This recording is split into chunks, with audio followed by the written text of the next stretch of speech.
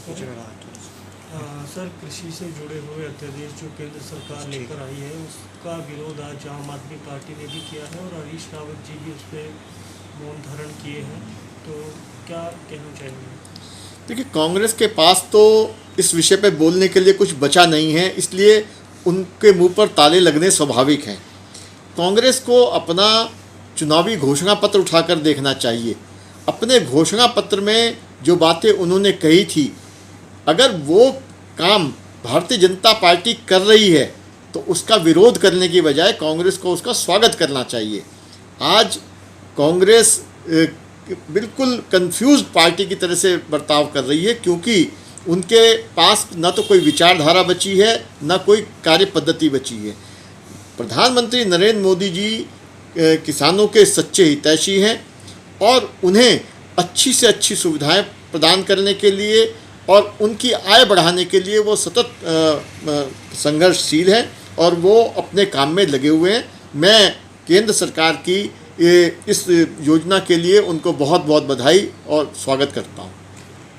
Sir, लगातार संक्रमण बढ़ रहा। देखिए, लॉकडाउन के संदर्भ में जब ये अनलॉक 4 प्रारंभ हुआ तो केंद्र सरकार की एक गाइडलाइन जारी हुई और उसमें स्पष्ट रूप से ये कहा गया है कि कोई भी प्रदेश बिना केंद्र सरकार की अनुमति के अपने राज्य में लॉकडाउन नहीं कर सकेगा। उसका कोई ना कोई कारण होगा, उसका कोई ना कोई आधार होगा। तो मुझे लगता है कि सभी सरकारें उसका पालन कर रही हैं। हमारी उत्तराखंड की सरकार भी उसका पालन कर रही है और जो भी अगर समय की कोई आवश्यकता होगी तो वो केंद्र सरकार की गाइडलाइन के हिसाब से और उनकी अनुमति से ही आगे किया जाएगा।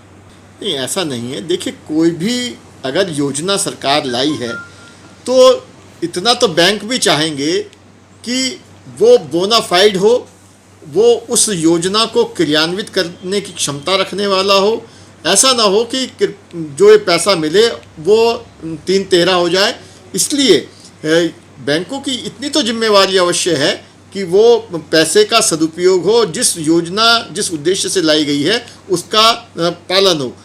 इसके अतिरिक्त अगर कहीं कोई भी और अदरवाइज़ कोई बात सामने आएगी तो हमारी सरकार उसका बिल्कुल संज्ञान लेगी और उस पर कार्रवाई करेगी। जिस हिसाब से पॉलिसी रखी कि एक बैंक सिर्फ 10 बंदों को लोन देगा, उस हिसाब से तो ज़्यादा से ज़्यादा 100-200 लोगों को लोन मिलेगा। वो 642 लोगों को तो अब तक मिल चुका है।